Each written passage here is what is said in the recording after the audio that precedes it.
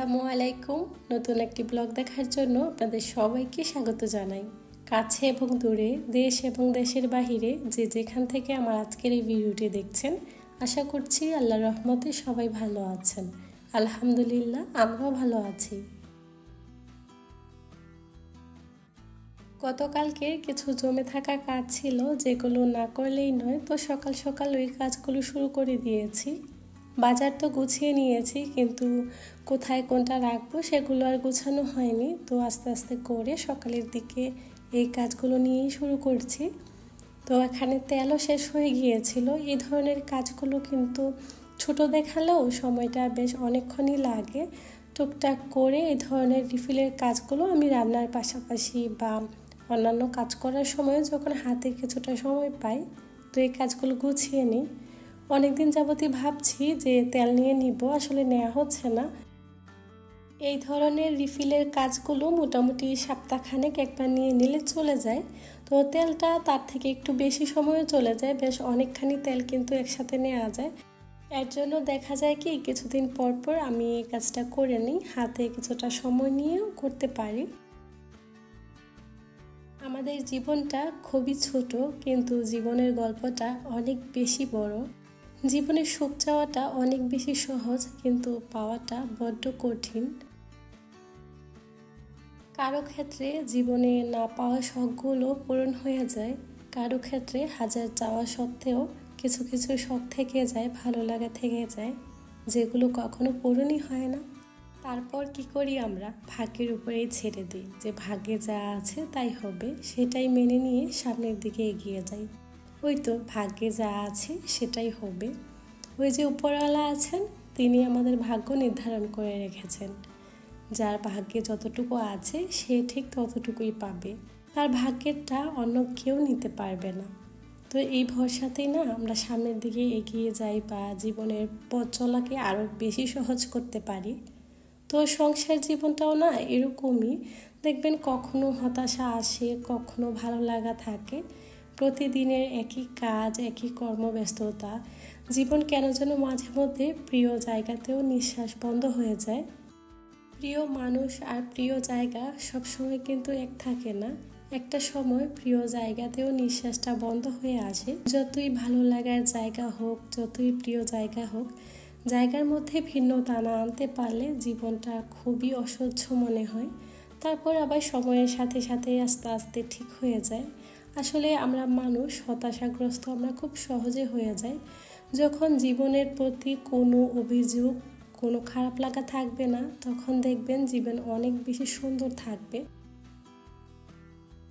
জীবনে তেমন কোনো প্ল্যান নেই, বেঁচে আছি যে এটাই জীবনের সব থেকে বড় সফলতা। যেদিন এটাকে সহজভাবে মেনে নিতে পারবো, তখন না ব্যর্থতা নিজেকে গ্রাস করতে পারবে না। জীবন যা আছে জীবনের মতো, জীবন যে উপভোগ করতে পারছি, এটাই মহান আল্লাহর কাছে শুকরিয়া।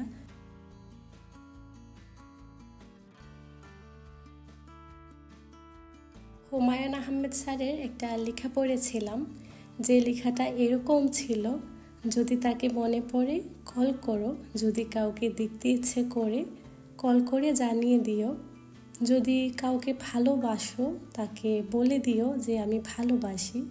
কারণ তুমি 5 মিনিট বেঁচে থাকবে কিনা তার কোনো গ্যারান্টি নেই, বা 1 সেকেন্ড বেঁচে থাকবে কিনা। তো পৃথিবী ছাড়ার আগে না কোনো অপূর্ণতা নিয়ে কখনো পৃথিবী ছেড়ো না। আসলেই সেটাই। দেখবেন জীবন খুবই অদ্ভুত, এখন আছে তো একটু পরেই নেই। জীবনে অপূর্ণতা আর ব্যর্থতা নিয়ে চলাফেরার চেয়ে পূর্ণতা নিয়ে এগিয়ে যাওয়া অনেক বেশি ভালো।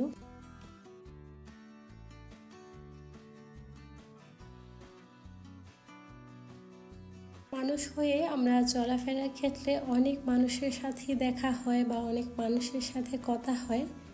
আমরা কিন্তু জন্মগত সূত্রে সবাই মানুষ, কিন্তু মানবতা আদৌ আমাদের মধ্যে আছে কি না সেটার কিন্তু কোনো গ্যারান্টিই নেই।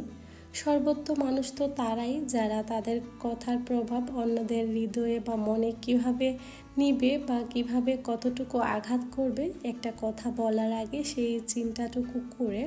দেখবেন অনেক মানুষই আছে মুখের উপরে অনেক কিছুই বলে দেয়, কিন্তু তারা নিজেকে অনেক বেশি ভালো মনে করে দাবি করে। আসলে একটা মানুষ হঠাৎ করে একটা কথা সহজভাবে নিতে পারছে কিনা বা আদৌ পারবে কিনা সেই চিন্তাটুকু কখনোই করে না।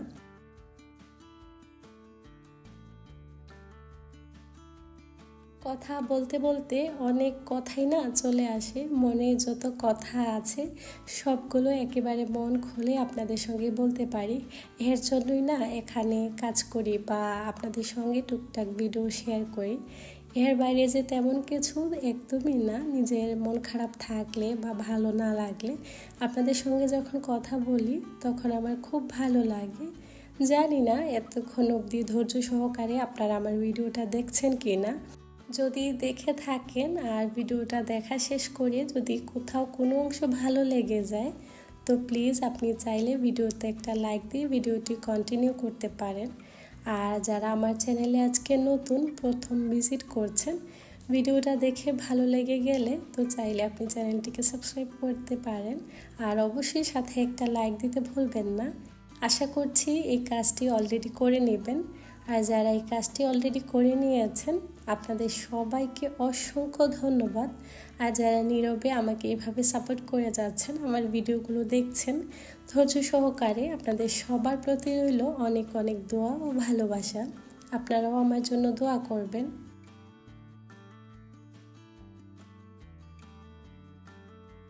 একটা সংসারে কতই না কাজকর্ম থাকে, সেই সকাল থেকে শুরু করে সারাদিন একের পর এক ব্যস্ততা তো থাকেই। তো টুকটাক তো দেখেছেনই, আমি মোটামুটি অনেক কাজকর্ম গুছিয়ে নিয়েছি। কিছু যার ফাঁকা হয়ে গিয়েছিল সেগুলোতে টুকটাক কিছু নিয়েছি। তো রান্নাবান্না করারও সময় হয়ে গিয়েছে।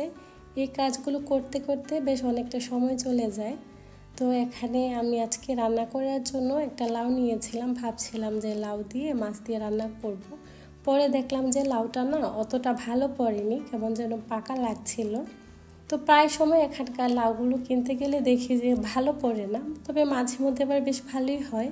তো চিন্তা করেছি এখন যে এটা দিয়ে একটু সবজি রান্না করব। আর বেশি পাকা লাউ দিয়ে রান্না করলে মাছ দিয়ে তেমন একটা ভালো লাগবে না খেতে। তো ডিসিশন চেঞ্জ করে নিয়েছি, একটু সবজি রান্না করব। যার জন্য আমি লাউ, টমেটো, আলু, সেই সাথে একটু ডালও নিয়েছি, মসুরির ডাল, ওগুলো দিয়ে রান্না করব। একটু অদ্ভুত লাগলেও কিন্তু খেতে বেশ মজা হয়। আমাদের বাসার পাশে একটা বাঙালি রেস্টুরেন্ট আছে, ওখান থেকে না জুনাদের বাবা প্রায় সময় খাবার আনে।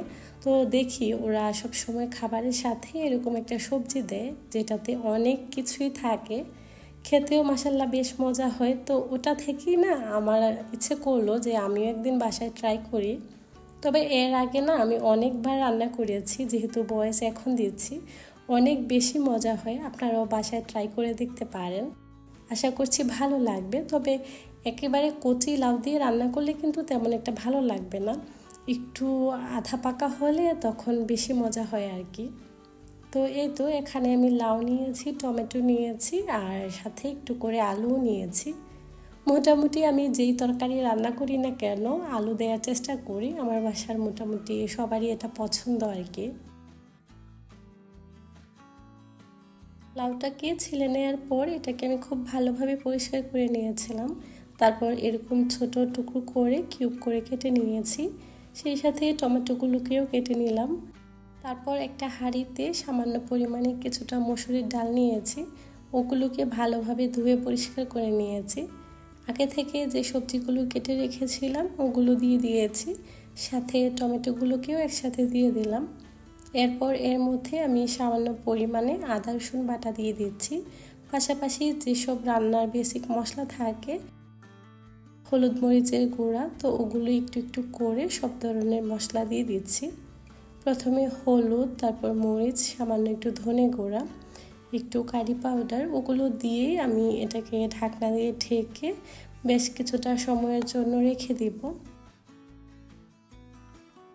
সাথে সামান্য পরিমাণে একটু তেলও দিয়ে দিচ্ছি, আর অল্প একটু করে পানি দিয়ে তারপর একসাথে আমি বসিয়ে দিব। তারপর ঢাকনা দিয়ে ঢেকে দিলে না এগুলো একটু পর বেশ অনেকটাই সফট হয়ে যাবে। এভাবে করে আমি প্রায় সময় ঝটপট রান্না করে ফেলি আর কি। তো আপনারা আপনাদের মতো পছন্দের সবজি দিয়ে রান্না করে নিতে পারেন। খেতে খারাপ না, বেশ ভালোই লাগে, ট্রাই করে দেখতে পারেন। তো এই তো আমি হালকা করে একটু কষিয়ে নিয়েছিলাম যাতে একটা কাঁচা ফ্লেভার থাকে, ওটা যেন চলে যায়। এখন পরিমাণ অনুযায়ী পানি দিয়ে দেব। আচ্ছা, এখানকার লাউগুলো থেকে যে খুব বেশি পানি বের হয় তা কিন্তু না, মোটামুটি খানিকটা পানি দিতে হয়। তো পরিমাণ অনুযায়ী আমি পানি দিয়ে এখন ঢাকনা দিয়ে ঢেকে দিচ্ছি। প্রায় 10 থেকে 12 মিনিট পর আমি ঢাকনাটা খুলে নিয়েছি। এই তো দেখতেই পাচ্ছেন সব কিছু একসাথে মিশে গিয়েছে, আস্তে আস্তে বেশ ভালোই সিদ্ধ হয়ে এসেছে। আর কিছুটাক্ষণ আমি একটু রান্না করে নিব, তারপর চুলা থেকে নামিয়ে নিব আর কি। তবে এই ধরনের সবজিগুলো খেতে কিন্তু বেশ ভালো লাগে। আগে আমার এখানে না একটা ভাবি ছিলেন, উনি সব সময় লাউ রান্না করতেন। ওনার হাজব্যান্ড বেশ পছন্দ করতো, তো একটা সবজি উনি রাখতেনই। তো আমি যখনই না বাসায় এটা রান্না করি আমার খুব মনে পড়ে। উনি এখন দেশে চলে গেছেন, আগে এখানেই থাকতেন আর কি। তো সাথে আমি একটু ভেন্ডি ভাজি করে নেব। একটা ফ্রাইং প্যানে এখানে পেঁয়াজ, কাঁচামরিচ, রসুন এগুলো কেটে নিয়েছিলাম। জাস্ট সামান্য একটু তেল দিয়ে হালকা করে একটু ভেজে নেব। সাথে ভেন্ডিগুলোকে আমি আগে থেকে কেটে ভালোভাবে ধুয়ে পরিষ্কার করে নিয়েছি। তো এগুলো আমি একটা সাইডে রেখে দিয়েছিলাম। এখন ভেন্ডিগুলো ভাজি করে নিয়েছি। এগুলো হতে তো 3-4 মিনিটের মতো সময় লাগবে, বেশি একটা সময় লাগবে না। আর আমার বাসায় যে ভেন্ডি সবার পছন্দের তাও না, মাঝে মধ্যে জুনাইদের বাবাই কিন্তু এগুলো নিয়ে আসে। আমি মার্কেটে গেলে কখনই এগুলো নিই না, জুনাইদের বাবাই নেয়। তো এই তো এখন ভেন্ডিটাকে একটু লবণ দিয়ে দিচ্ছি, তারপর এটা আস্তে আস্তে হতে থাক। তো আজকে না দুপুর অবধি আমি ভিডিওটা রেখেছি, তারপর বিকেল থেকে আবার স্টার্ট করেছি। কারণ সারাদিনের কাজকর্ম একসাথে দেখাতে গেলে ভিডিওটা এমনিতেও এত বড় হয়ে যায়। এডিট করার সময় কত যে বসে বসে এটাকে কেটে একটুখানি রাখি, তারপরও জানি না অনেক বড় হয়ে যায়। আপনাদের কাছে ভালো লাগে কিনা বা আপনারা দেখেন কিনা, তবুও আশা রাখছি যে ভালো লাগবে। আসলে একটা ভিডিও এডিট করে ভয়েস দিতে মোটামুটি অনেকক্ষণ সময়ের প্রয়োজন হয়। তার উপরে বাসায় যদি বাচ্চারা থাকে, মোটামুটি সব মিলিয়ে অনেক টাফ হয়ে যায়। তারপরও ভালো লাগা থেকে যেহেতু করছি, তাই আপনাদের সঙ্গে মাঝে মধ্যে শেয়ার করি। তো আপনাদের ভালো লাগলে অবশ্যই কমেন্ট করে জানাবেন। আচ্ছা, এটা ছিল বিকেলের দিকে, আমরা বাসা থেকে রেডি সেডি হয়ে সবাই বাহিরে বের হয়ে যাচ্ছি। আজকে না বাহিরের আবহাওয়াটা অনেক বেশি ভালো ছিল, একটু ক্লাউডি ছিল, সেই সাথে প্রচুর বাতাস ছিল। তো জুনাইদের বাবা অফিস থেকে আসার পর সবাই রেডি হয়ে বের হয়ে গিয়েছি। এটা ছিল আসরের পর।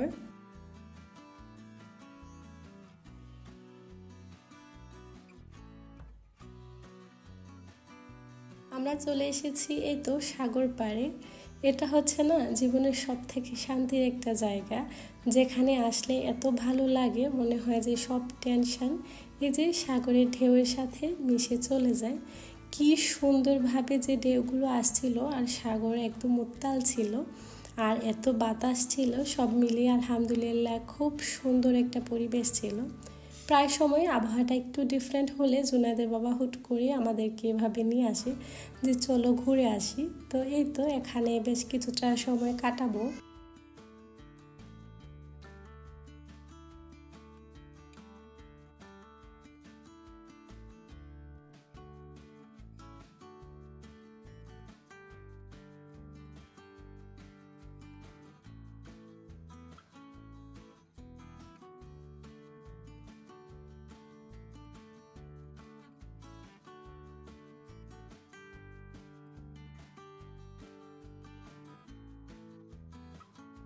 সময়ের সাথে সাথে জীবনে অদ্ভুত রকমের একটা পরিবর্তন চলে আসে। কখনো সময়ের পরিবর্তন, কখনো নিজের পছন্দের পরিবর্তন। এই যে আমার ছেলে মুজাহিদ আগে কত ছোট ছিল, এখন মাশাল্লাহ ও ওর বাবার ছবি উঠিয়ে দিচ্ছে। তো ব্যাপারটা আমার কাছে ভীষণ ভালো লাগলো, তাই একটু ক্যামেরাবন্দি করে নিলাম।